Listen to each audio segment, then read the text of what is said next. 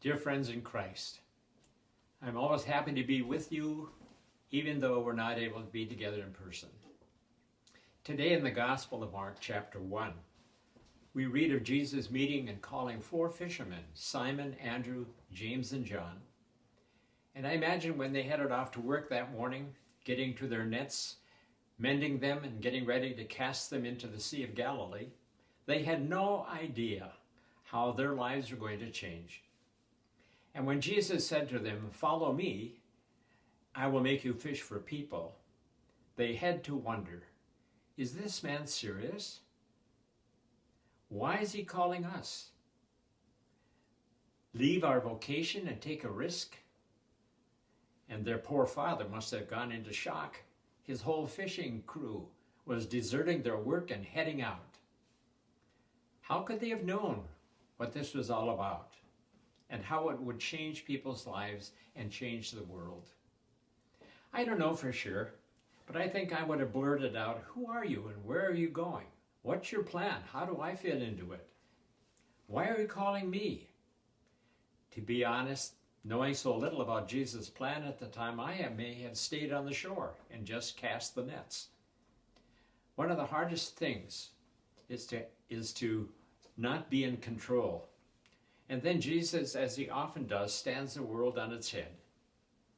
He brings us face to face with being human and challenges us to stake our lives on his promises.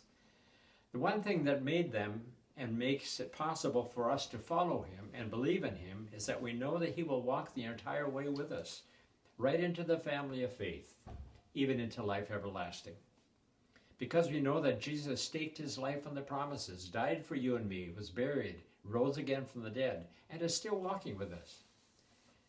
But in the meantime, he doesn't ask you to jump out of bed, leave the safe and secure surroundings of where you live and walk out the door. No, he invites you to hear the call right here, right where you are. Because you know you can be a disciple right here. I believe that's so true. By our actions and words, others will know we are Christians by our love. The words of hospitality, the kind and comforting words, caring and listening to one another, to the nurses and caregivers, are ways by which you and I follow the call of Jesus. If you're a praying person, you know lots of folks in these hallowed halls of 3 Links, so name the residents you know.